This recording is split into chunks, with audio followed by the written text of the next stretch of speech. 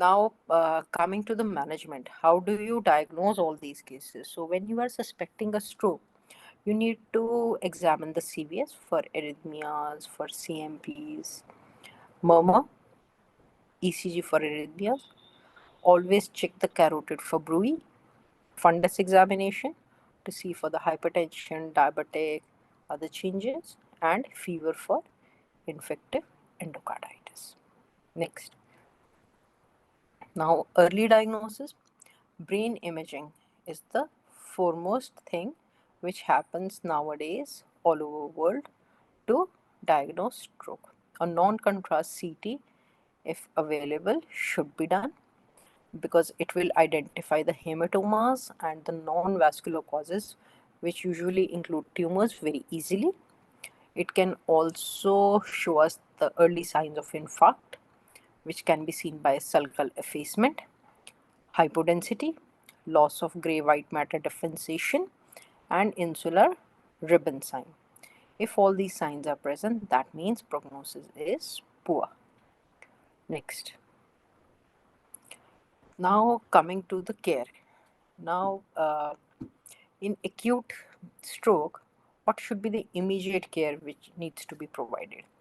So, paramedics and members of the public are encouraged to make the diagnosis of the stroke by simple history and examination, for which we use the code FAST. FAST means F for face, you see sudden weakness of the face, arm, sudden weakness of one or both arms, speech, there is difficulty in speaking or there is slurring of speech. T is for time. Sooner the treatment is started, better the outcome will be. So, dedicated units are there nowadays which have multidisciplinary teams which deliver the higher standards of care than a general hospital ward because they are trained in this fast. Next. Now, what are the indications for ICU admission? ICU admission, you can say broadly, a patient who is sick or who comes under severe stroke should be admitted in ICU. So there are certain criteria like if the patient has impaired consciousness or associated comorbid conditions, particularly if he is suffering from MI, a stroke which has happened after CABG, or symptomatic secondary hemorrhagic conversion with neurological deterioration, or for the initial 24 hours after administration of IV RTPA, which is a thrombolytic agent, or after intra-arterial thrombolysis, or if the patient has undergone angioplasty or stenting or thrombectomy. So all these patients need to be monitored in the ICU. Next. Now this is a non-enhanced CT. In the first, you can see a hyperdense signal, which is the hyperdense middle cerebral artery sign. In the second one, you can see the loss of white and gray matter differentiation. You can see the arrows where they are pointing. So there is no differentiation of the white or gray matter. It is the line is getting blurred. That means these are the early signs of a stroke. Now, if they are present, that means the prognosis is poor. Next. Now, what is the advantage of CT? Generally available everywhere, easy to perform, cheaper, and less time consuming.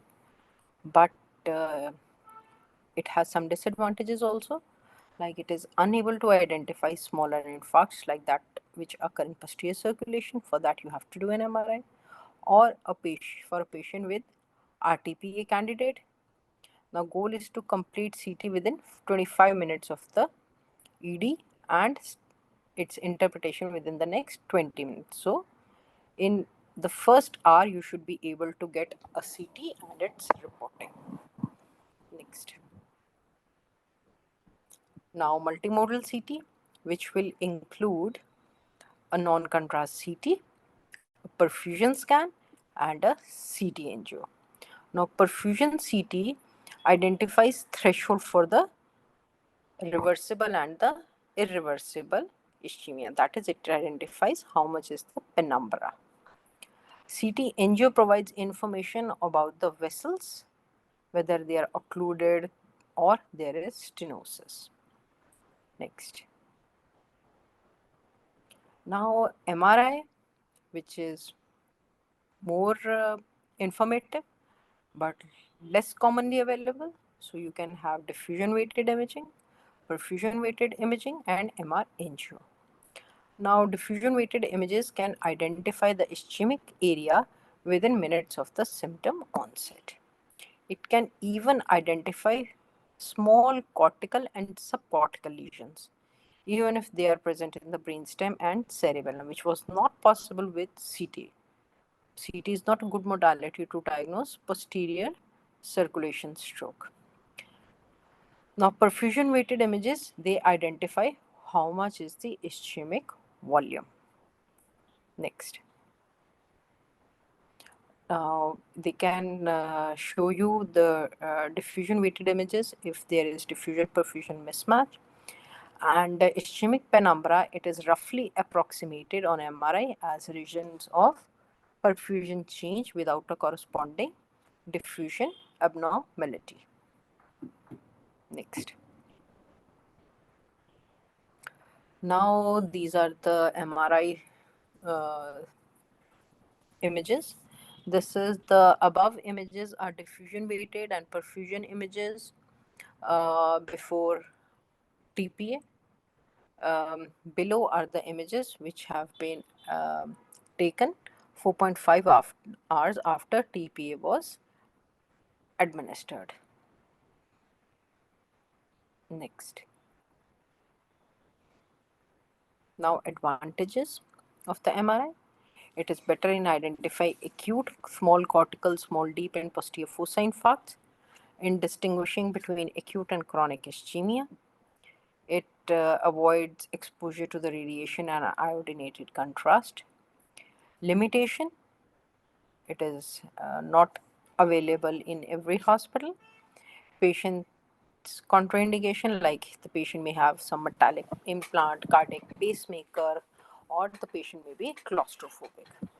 Plus, it has high cost and it is usually time consuming, where CT can take just 5 minutes, MRI usually takes 40 to 45 minutes. Next, please. Other imaging which are emerging is O215 PET, Xeon enhanced CT, and single photon emission CT, which is SPECT. Next. Transcranial Doppler ultrasound angiography to monitor the effect of thrombolytic therapy can be done as a vascular imaging modality. Next. Recommendations. Class 1 recommendation is imaging of brain should be done before initiating any specific therapy to treat acute ischemic stroke. In most instances, CT will provide information whether it's a occlusion or it is a bleed. It should be interpreted with the physician who is expert in reading CT or MRI. Some findings on CT, like presence of a dense artery sign, are associated with poor outcomes. Multimodal CT and MRI may provide additional information that can improve the diagnosis of ischemic stroke. Next. So, coming to the management in ICU, first is airway. Always start with ABC, that is airway, breathing, and circulation. So, you have to see whether patient is having hypoxia, which may be because of the airway obstruction, or the patient is so comatose that he's hypoventilating, or if he has aspirated, or there is atelectasis. Now, patients generally who require intubation, they come in the category of severe stroke. So they have a bad prognosis. There are chances that there will be 50% mortality in the next coming 30 days. Next. So coming to the management of hypertension, which is the most common cause of stroke, around more than 60% of patients who present with stroke have a systolic blood pressure of more than 160. For every 120 increase in more than 180, the risk of neurological deterioration is by 40% and risk of poor outcome increases by 23%. Next. Now this is an approach to the arterial hypertension. So it should be treated in patients who have to be considered for intravenous RTPA or any acute reperfusion intervention, which may be stenting, thrombectomy, anything. So if your blood pressure levels are systolic more than 185 and diastolic more than 110, you have to treat it with labetalol, nitroprusside, or nicardipine.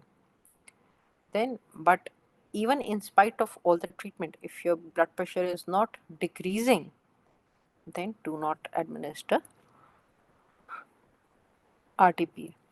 Now, management of blood pressure during and after the treatment of RTPA or other interventions, you have to monitor blood pressure every 15 minutes during the treatment, and then for 2 hours, for every 30 minutes, 6 hours, and then every hour for 16 hours.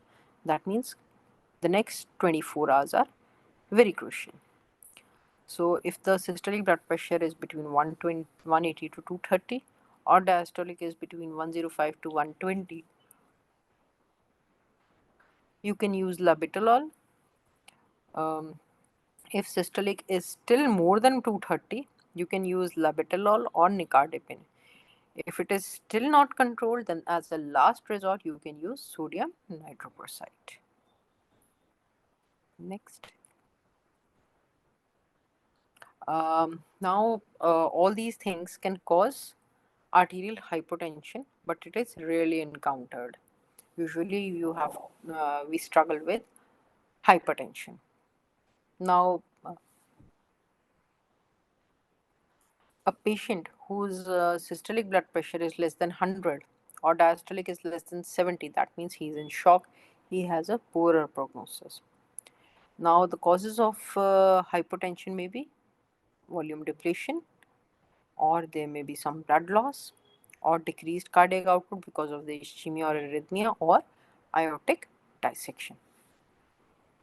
Next.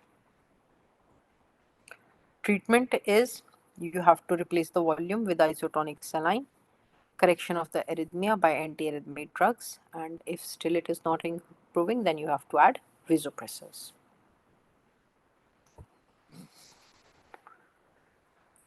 This is the mortality.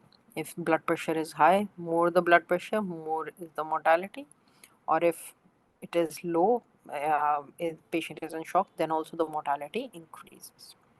Next. Now, coming to intravenous thrombosis. So, what are the inclusion and exclusion criteria if your patient is having acute ischemic stroke?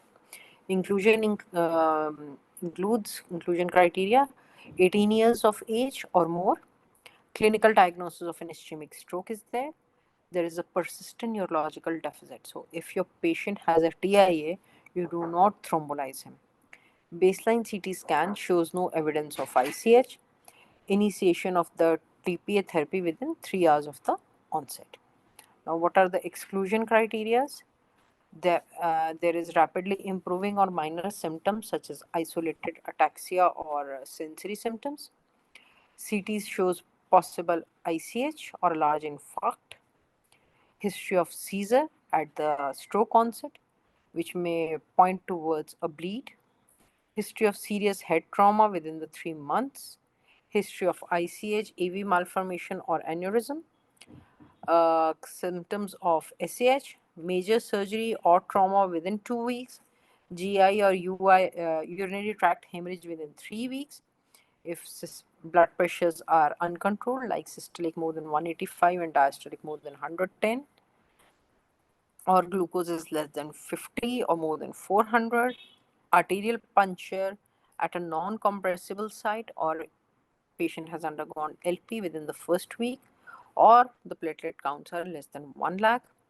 Heparin has been given within 24 hours, and patient has elevated APTT levels, or patient is already on anticoagulants associated with PT of more than 15 seconds and INR of more than 1.5, and if pregnancy is there. Next. So, how do you administer RTPA? You infuse zero point 0.9 milligram per kg maximum dose of 90 milligram over 60 minutes, with 10% of this dose given as a bolus over 1 minute. Admit the patient to an intensive care unit. Perform neurological assessment every 15 minutes during infusion, then 30 minutes every 6 hours, and then hourly after, till 24 hours after the treatment.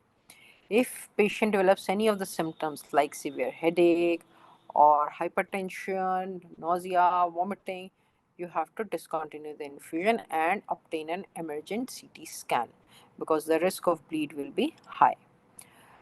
Measure blood pressure